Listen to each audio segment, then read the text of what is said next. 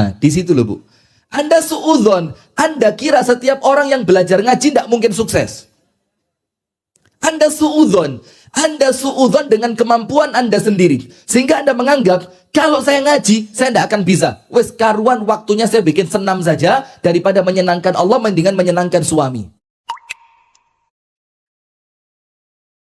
Sekalian yang dirahmati oleh Allah Subhanahu wa Ta'ala, tema kita di pagi hari ini, kita berbicara sesuatu yang sebenarnya sudah kita fahami bersama, tapi kemungkinan ada di antara kita yang salah di dalam memahami.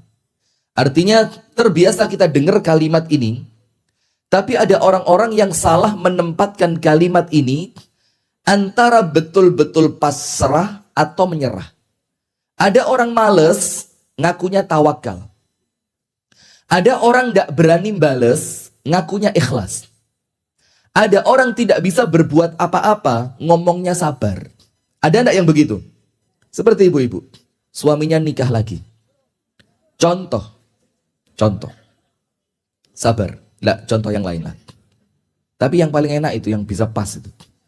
Suaminya nikah lagi. Kemudian ibu-ibu bilang begini, aku gak ikhlas loh mas. Enggak apa-apa. Karena yang ibadah suamimu bukan kamu. Dan yang diminta untuk ikhlas itu yang beribadah bukan orang lain. Betul apa enggak?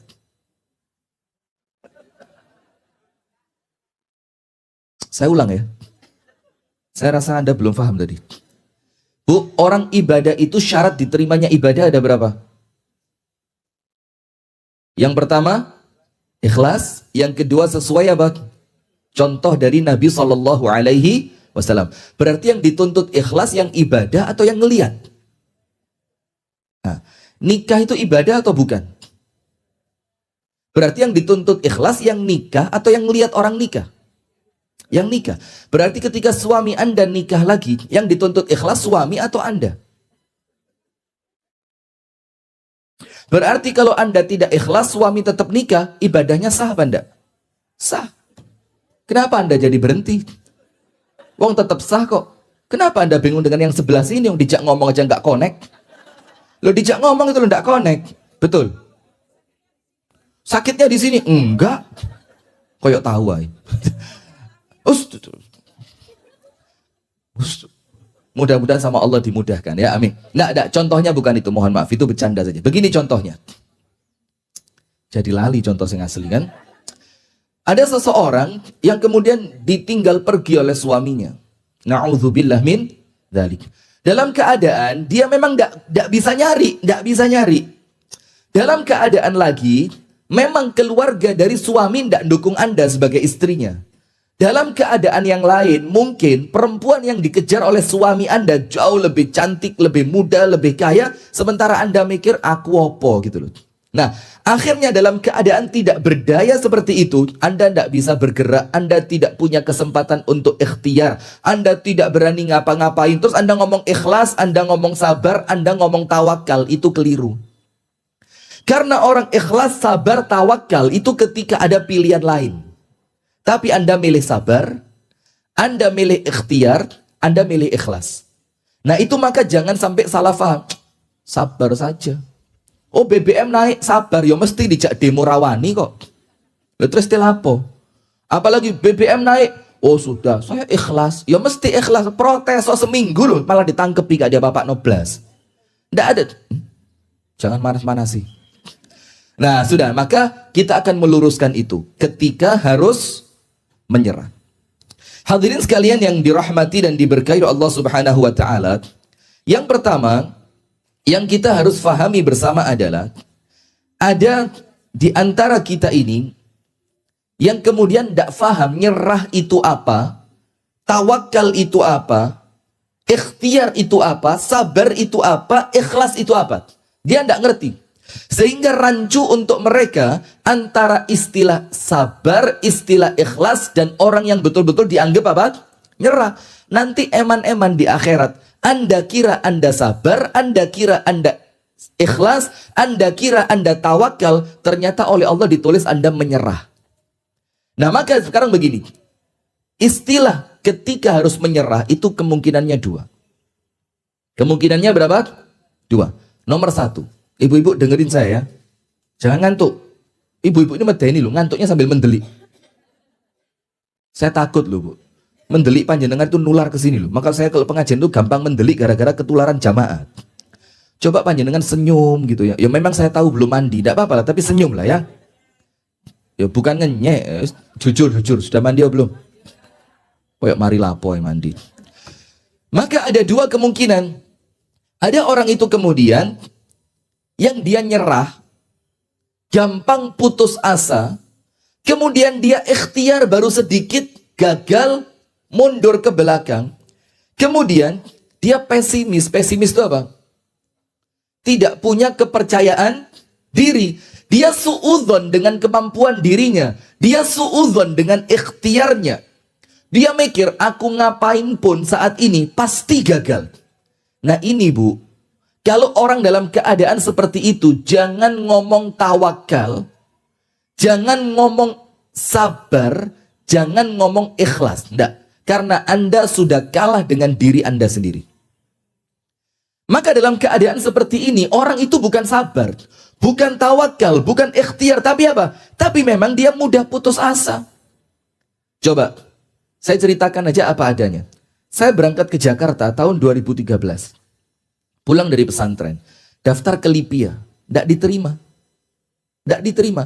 Pertanyaannya itu 3 lembar bahasa Arab kabeh. Saya ngelihat itu bingung. Hono coroko yo sakjane kudu. Bahasa Arab kok gak kewoco. Ini masalahnya bukan gak kewoco, tidak ngerti. Akhirnya saya mikir, tidak mungkin keterima lah. Dalam keadaan semuanya tak jawab. Wis sembuh bahasa Arab, apa Indonesia, apa Inggris, apa Jerman, saya juga tidak ngerti tuh. Pokok tulis saya wis. Sehingga apa? Itu waktu ujian sudah habis, itu saya baru bingung. Karena apa? Untung-untungan. Iya, multiple choice-nya pas. Alhamdulillah, insya Allah diterima. Sudah. Ternyata waktu pengumuman betul, tidak diterima. Ketika tidak diterima, saya mau pulang malu sama umi saya di pondok 6 tahun. Ujian tesnya bahasa Arab, kok tidak ngerti, kok tidak lulus. Karena saya malu, saya ngomong sama paman saya yang di Jakarta namanya Ismail. Semoga Allah membalas beliau dengan kebaikan.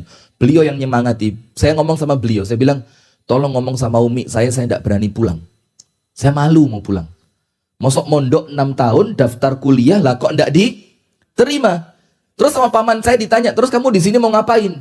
Saya bilang, yo saya mau, tidak tahu lah gimana caranya, yang penting tahun depan pembukaan pendaftaran lagi saya bisa keterima.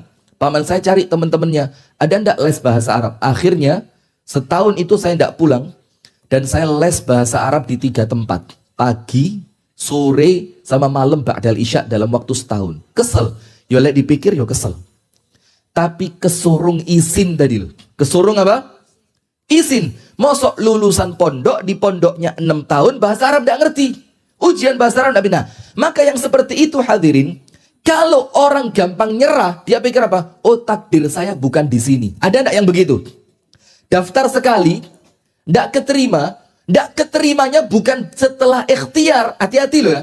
Kalau tidak keterima setelah ikhtiar, Anda boleh mengatakan, oh takdir saya bukan di sini. Masya Allah, itu kursi kalau perlu sampai tembok sebelah sana aja.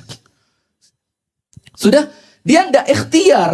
Yang tidak ikhtiar itu akan menjadikan dia apa? Yo pasti gagal. Ternyata setelah tidak ikhtiar, dia daftar. Dan kemudian tidak diterima. Terus ngomongnya apa? Ini bukan takdir saya. Itu bukan takdirmu, tapi kamu menyerah. Faham sampai sini? Ada yang lain lagi. Yang sekarang, bahasa Inggris. Ini di kampung Inggris bukan? Iya. Orang belajar bahasa Inggris, semangat apa enggak? Ada huruf itu O, N, E. O, N, E. Bacanya apa? One. Itu one dari mana? Coba, depannya apa? O, kok bisa jadi W? Huruf kedua apa? N, dibaca apa? A. Huruf ketiga apa? E, dibaca apa?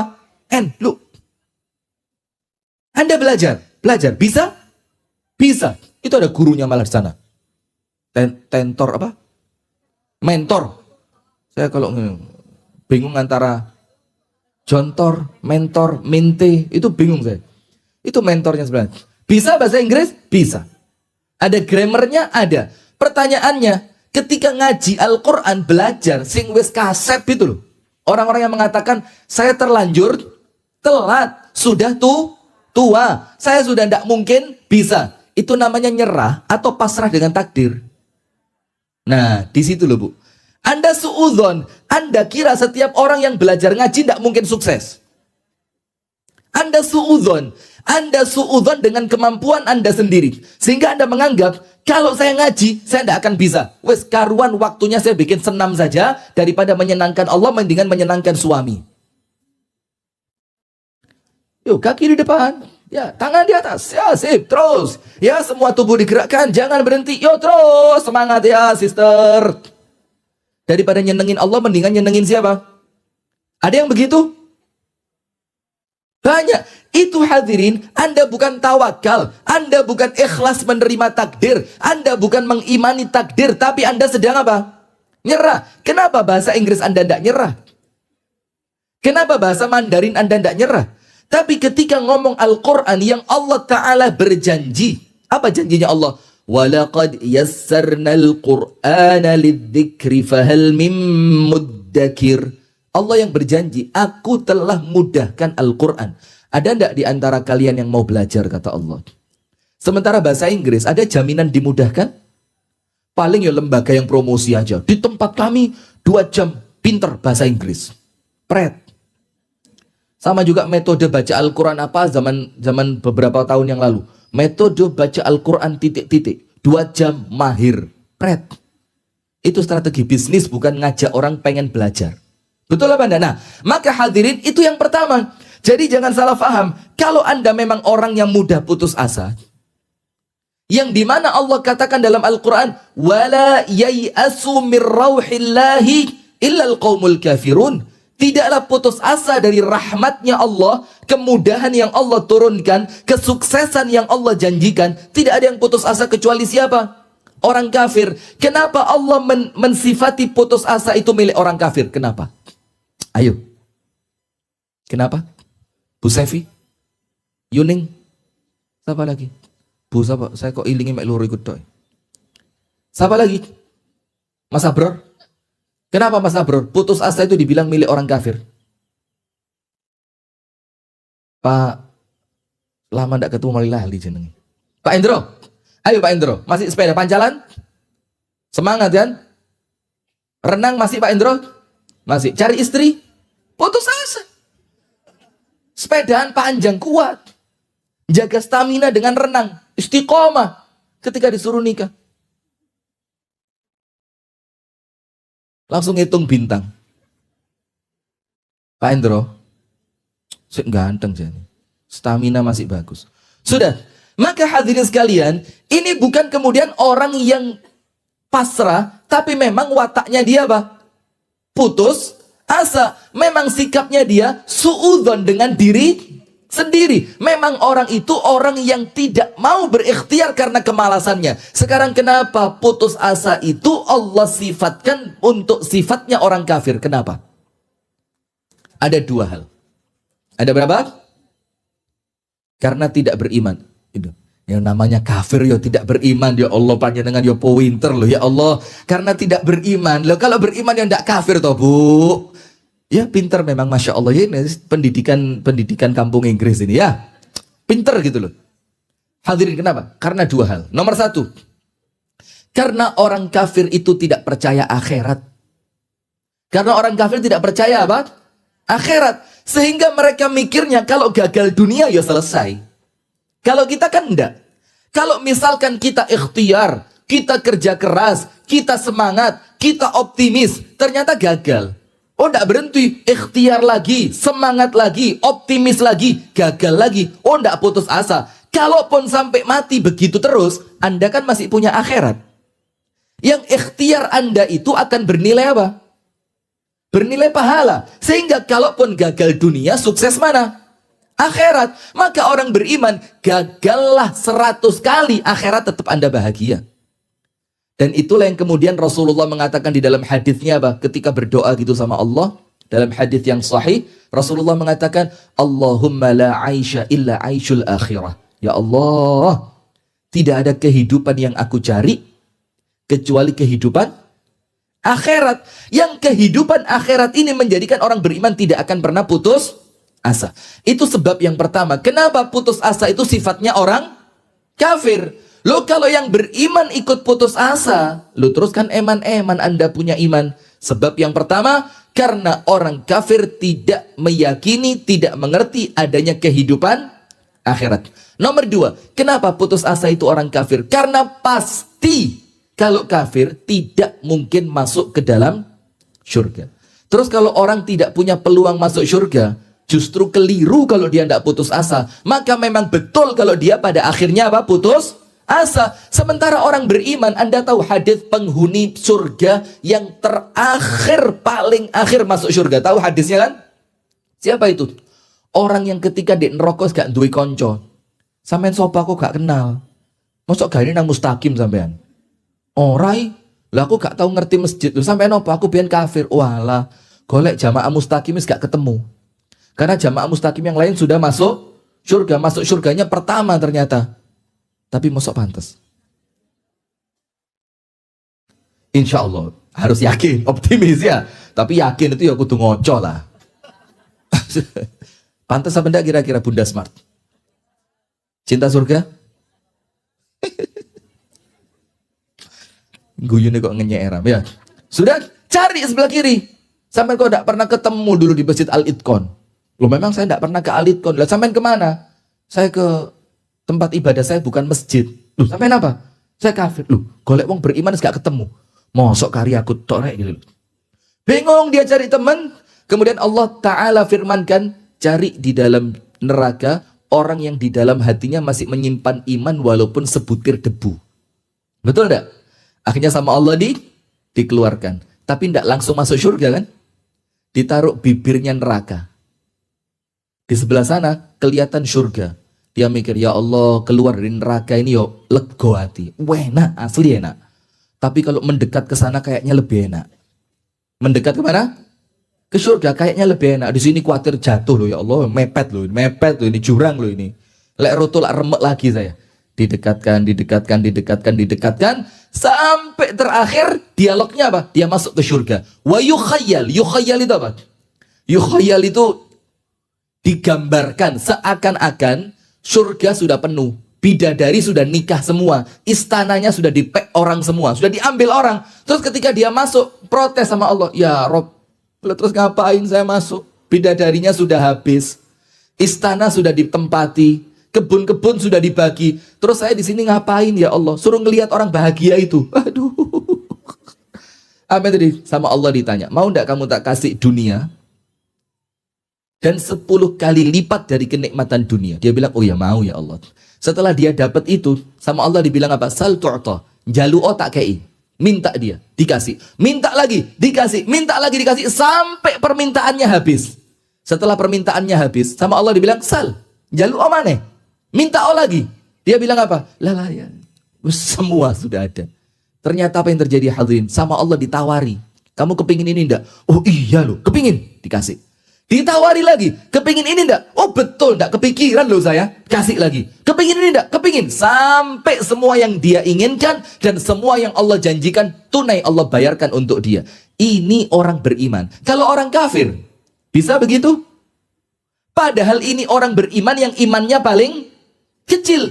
Ini loh kenapa orang beriman itu tidak boleh putus asa. Nomor 1, karena Anda punya akhirat. Nomor 2, karena Anda insya Allah biiznillah pasti masuk surga. Nah, itulah kenapa poin yang pertama, ketika harus menyerah, tapi nyerahnya itu bukan nyerah yang syar'i. Nyerahnya karena apa? Putus asa. Nyerahnya karena apa? Pesimis. Nyerahnya karena apa? Malas. Nyerahnya karena apa? Karena dia suudzon kepada Allah dan kepada dirinya.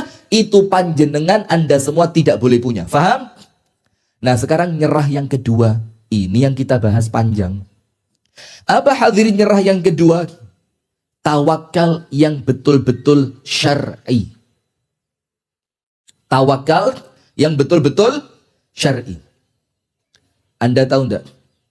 walamma stai'asar rusulu wa dhannu annahum qad kudzibu ja'ahum nasruna. Coba bayangin, ini ayat walamma stai'asar rusulu, ketika para rasul itu mulai nyerah. Tapi ingat, nyerahnya bukan nyerah yang pertama loh ya. Nyerahnya bukan nyerah yang pertama. Walamma stai'asar rusulu, mereka sudah mulai nyerah. Kayaknya ya Allah, tenaga saya sudah habis sampai sini. Sepertinya ya Allah, siasat saya sudah habis. Sepertinya ya Allah, ikhtiar yang saya lakukan sudah sampai batas maksimal. Wa dhannu annahum qad kudzibu, dan mereka mengira dakwah mereka tidak mungkin diterima sudah. Mereka mengira aku didustakan dengan semua cara yang telah aku lakukan. Apa Allah katakan? Ja'ahum nasruna. Saat itu langsung pertolongannya Allah datang di depan mata. Loh, kok bisa? Loh, kok sukses? Loh, kok terjadi? Loh, kok dapat? Loh, kok diterima? Tapi ingat, semua itu datangnya kapan? Setelah ikhtiar yang mencapai puncak maksimalnya. Setelah tenaga yang dihabiskan untuk mendapatkan cita-citanya. Setelah hilah itu apa? Strategi yang telah dijalankan dengan sempurna. Setelah semua itu selesai, oleh Allah Anda tidak langsung dikasih. Tujuannya apa? Walamma stai'asar rusulu, ketika nabi-nabi itu sudah mulai, aduh wes kayak tidak dapat deh. Dalam keadaan ikhtiarnya sudah penuh. Wa dhannu annahum qad kudzibu, dan mereka mengira mereka telah didustakan. Dalam keadaan dakwahnya sudah maksimal, tidak seperti kita. Dakwah Senin Kemis, ngaku umatku ini memang gak bisa dijak ngomong. Panas. Gak bisa. Padahal dakwahnya Senin Kemis. Nah, sementara ketika ikhtiar sudah maksimal, mencapai puncak-puncaknya, semua strategi telah dilakukan dengan semua pertimbangannya, kok tidak sukses? Ternyata apa? Baru Allah turunkan pertolongannya. Kenapa? Pertanyaannya. Kenapa kok pertolongan itu datang justru di ujung ketika kita hampir putus asa? Kenapa? Bu, kenapa? Saya mendengarkan. Iya, saya ceramah, tahu saya. Oh, ditanya, Bu kenapa? Saya mendengarkan. Loh ya iya. Kan beda posisi. Kenapa hadirin? Ustadz Ahmad Pairin jangan jawab. Bahaya, modal kebongkar. Coba, kenapa? Kenapa kok tidak di awal ikhtiar itu Allah berikan jawaban? Kenapa tidak di awal tenaga yang keluar Allah kasih pertolongan? Kenapa wes entek, wes meh? Baru Allah datengin pertolongannya. Karena dua hal. Nomor satu, supaya Anda ngerti, ternyata sukses Anda itu bukan karena ikhtiar Anda. Supaya Anda ngerti, apa yang Anda lakukan tidak bisa mendatangkan apapun. Supaya Anda ngerti, tanpa pertolongan Allah Anda tidak akan bisa sukses. Sehingga rata-rata, coba tanya sama orang-orang itu. Yang lego itu, apa yang lego itu? Kurang. Lego itu ngalah-ngalai puas. Lego itu yo puas, yo marem, yo plong, apalagi hati bahagia itu kayak maaf ya, ngempet sesuatu, ternyata antrian 7 orang, ternyata tiba-tiba sama antrian yang paling depan dibilang sampean duluan. Ya apa perasaannya? Ya itu lego, ngerti? Sekarang gampang ya, bayangannya ngerti? Ya itu lego, gitu loh. Itu lego namanya. Nah, kenapa? Karena tanya orang-orang yang diambang kehancuran, ternyata justru di detik terakhir Allah datangkan pertolongan, itu rasanya lebih majleb dibanding ketika Anda sukses dari awal. Betul apa enggak? Betul. Mobil nyelip, di depan ada sumber kencono. Dan Anda tahu sumber kencono ini paling anti mundur, maju terus pantang. Anda wes merem, terus kepikiran akhirat. Wes akhir kata la ilaha illallah malbu surga. Ternyata loh, ini sumber kencono nih. Ternyata sumber kencononya ngalah. Nah, itu legone luwih nemen itu. daripada dari awal Anda tahu jalannya kosong. Betul apa enggak? Nah, maka yang pertama, kenapa pertolongan Allah itu terkadang Allah datangkan di detik terakhir? Nolong supaya Anda tidak sombong. Nolong supaya Anda ngerti Anda sukses, Anda menang, Anda bahagia, Anda pinter, Anda berjaya. Itu bukan karena ikhtiar Anda supaya tidak sombong. Maka Allah jaga. Oleh sebab itu oleh Allah diletakkan di bagian yang paling akhir. Sebab kedua, kenapa? Nomor satu, supaya Anda tidak sombong dan nganggap kekuatan itu datangnya dari ikhtiar Anda. Supaya tidak begitu kan? Nomor dua, supaya orang-orang itu tidak punya batas terakhir, titik terakhir untuk putus asa. Yang kedua, supaya apa? Supaya orang itu tidak punya garis pita finish putus asa. Seakan-akan pokok lewes sampai kene mentok gak iso, ya wes aku mundur. Supaya Anda tidak punya batas itu. Kenapa? Karena pertolongannya Allah Anda pikir ini datangnya terakhir. Sementara Anda tahu tidak terakhirnya kapan? Tahu terakhirnya kapan? Nggak tahu. Karena terakhirnya orang beriman itu ketika malaikat maut di atas kepala. Selama malaikat maut masih jauh. Ini tenang aja, tenang. Ketok kalau dilihat dari Google Map, ini masih 2 jam lagi kok, aman. Tapi setelah 2 jam hati-hati. Apalagi yang rumahnya jauh.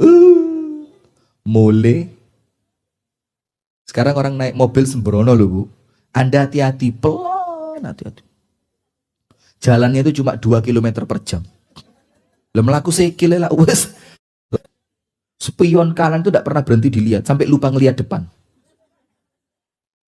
Spion yang ngelihat ke belakang dilihat terus. Sampai istri ngajak, Mas, tak balang HP loh.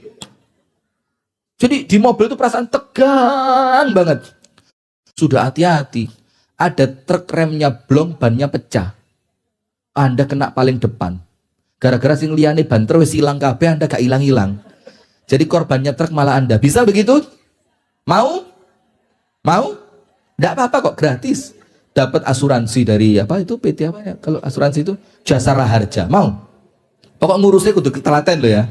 Nah, artinya hadirin supaya kita tidak punya batas akhir.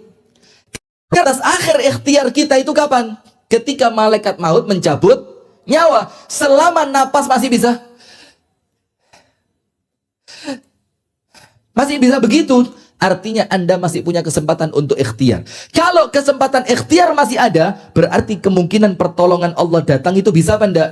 Bisa. Nah, sekarang begini. Sekarang kita mau ngomong tawakal, mau ngomong ikhlas, mau ngomong sabar. Kita mau ngomong apa? Tawakal, ikhlas, sabar. Supaya tidak ketipu dengan yang pertama, nyerah yang tidak syar'i. Nah, sekarang kita ngomong tawakal dulu. Tawakal itu artinya apa sih? Kalau arti secara bahasa, wakil apa wakil? Wakil itu apa? Loh, memang sih wakil kita tidak ada kerjaannya sekarang. Tapi ya maksud Anda tidak ngerti kata wakil sih? Sampai dibilang, ini wakil ada apa enggak sih? Gak tahu krungu, gak tahu muncul. Yaitu dihormati kan beliau kiai. Mosok kiai disuruh capek kan ya tidak pantas. Itu kan presidennya takut kualat kalau nyuruh-nyuruh wakil kan. Jadi itu presiden wah, begini, masyikama tidak ada yang lain sudah.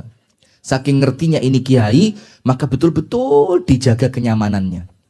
Oh Pak Yai jangan capek. Aduh. Ini ada sensornya. Live. Insya Allah ya, mudah-mudahan selamat. Amin. Ayo amin. Oh ini keperucut aja ini tadi. Jadi betul loh Pak, itu saking hormatnya beliau sama wakilnya tuh.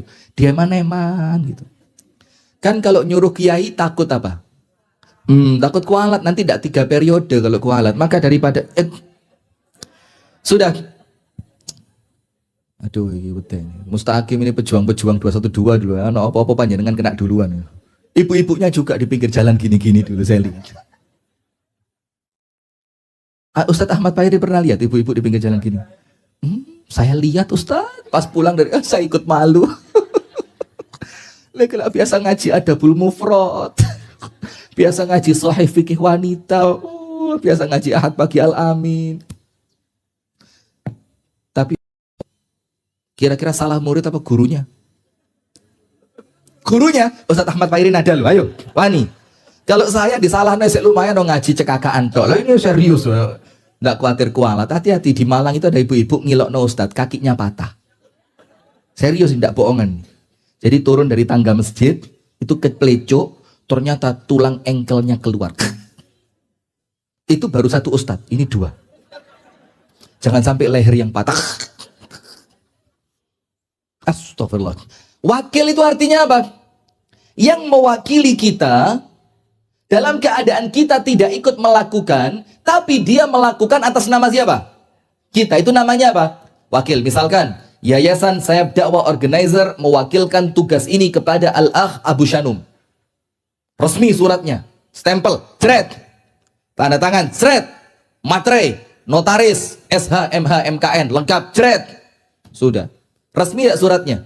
Resmi. Berarti apapun yang dia lakukan mengatasnamakan siapa? Yayasan Sayap Dakwah Organizer. Artinya, apa yang dia lakukan mewakili yayasan. Itu namanya apa? Wakil. Tanpa ketua yayasan ikut turun tangan. Nah, seperti itulah wakil. Nah, bukan dalam rangka menyamakan antara Allah dengan makhluk, tapi orang yang bertawakal, itu orang yang mewakilkan urusannya untuk diselesaikan siapa? Allah. Saya mau tanya, kalau yang menyelesaikan urusan adalah Allah, beres apa enggak? Yo. Bu, Pak, kalau yang melakukan apa yang Anda inginkan adalah Allah, beres apa enggak? Sukses apa enggak? Berhasil apa enggak? Loh, terus kenapa enggak mau diwakilkan sama Allah saja? Kenapa? Kok ngotot itu loh? Iki lega aku gak dadi. Ini kalau ndak saya yang tanda tangan, ndak dilirik sama orang. Ini kalau bukan saya yang promosi, ndak laku madu palsu gini kok. Iya banda? Loh, terus kenapa ndak diberikan kepada Allah? Nah, itulah makna ayat Al-Quran dalam surat At-Talaq. Semuanya sudah faham. Wa may yatawakkal 'ala Allahi fahuwa hasbuh. Barang siapa, ini syarat. Ada syarat, ada jawabus syart. Saya beritahu dikit ya. Jadi ada syarat yang harus dilakukan. Nanti oleh Allah syarat itu akan dijawab. Namanya jawabus syart. Jawaban dari syarat. Kalau kamu nikah, Pak Endro, tak hadiahi parfum mahal. Ini serius, serius.